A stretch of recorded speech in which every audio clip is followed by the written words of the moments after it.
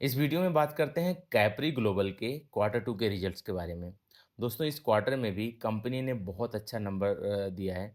यहाँ पे इनका रेवेन्यू देखेंगे तो 49% से ग्रो किया है। लेकिन यहाँ पे सबसे बड़ा हाईलाइट है इनके प्रॉफिट का। इनका प्रॉफिट तो ढाई गुना बढ़ गया ईयर ऑन ईयर बेसिस पे। सिक्वेंसली बेसिस पे भी देखेंगे यानी पिछले क्वार्टर के कंपैरिजन में भी देखेंगे तो 20% की ग्रोथ है इनके प्रॉफिट में। इनका इनका जो अदर इनकम है उसमें भी अच्छी खासी ग्रोथ है, जहाँ पे ये बैंकों के लिए ये कार लोन ओरिजिनेशन या दूसरे लोन प्रोडक्ट का कोई तरीके से हेल्प करते हैं कस्टमर को बैंक बैंक की तरफ से, और वहाँ से एक तरीके से इनको फ़ी इनकम मिलती है, तो उस फ़ी इनकम में भी अच्छी खासी ग्रोथ है। प्लस यहाँ पे ये इंश्योरेंस प्रोडक्ट या दूसरा कोई इन्वेस्टमेंट प्लान किसी को लेना है, तो थर्ड पार्टी प्रोडक्ट डिस्ट्रीब्यूशन भी करते हैं, तो वहाँ से भी इनको एक फ़ी इनकम मिलती है, तो उसमें भी अच्छी खासी ग्रोथ है। पिछले क्वार्टर में कंसर्न रेज़ हुआ था इनका इनके एसेट क्वालिटी को लेके।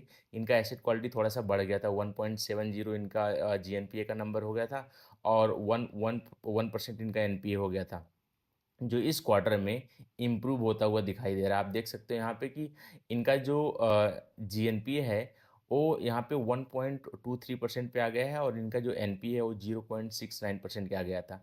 क्योंकि पिछले क्वार्टर में कंपनी ने एक्सप्लेन किया था कि एक इनका मतलब एक कंस्ट्रक्शन लोन देते हैं, तो एक बिल्डर की तरफ से पेमेंट थोड़ा-सा डिले हो गया था, वहाँ से पेमेंट नहीं आ रही थी, जिसकी वजह से इनका इनका एसेट क्वालिटी थोड़ा-सा खराब हो रहा था। अब क्योंकि बिल्डर है तो उसको बड़ा लोन दिया होगा कंपनी ने, इसीलिए यहाँ पे थोड़ा-सा कंसर्न सबका था कि क्या ये आगे चल के और प्रॉब्लम्स आ सकती है, क्योंकि आपका कंस्ट्रक्शन लोन का पोर्टफोलियो है।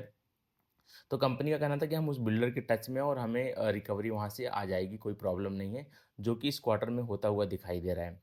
अब दोस्तों इनके प्रॉफ़िट में ग्रोथ क्यों आ रही है? क्योंकि कंपनी ने पहले बहुत ज़्यादा एक तरीके से आप बोल सकते हो कि ब्रांचेज़ को बहुत तेज़ी से ओपन की, स्पेशली गोल्ड लोन वाले ब्रांचेज़ को।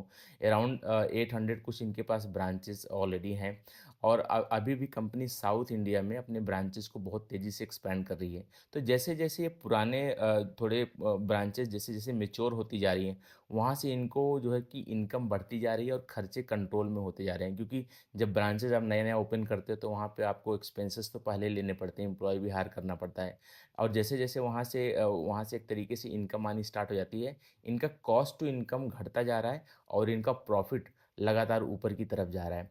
बैंक यहाँ पे ये जो एनबीएफसी है यहाँ पे 30% का ग्रोथ का गाइडेंस देती है, लेकिन 50% के हिसाब से अपने अपने जो है कि लोन बुक को ग्रो कर रही है और इनका प्रॉफ़िटेबिलिटी और अच्छे तरीके से ग्रो कर रहा है।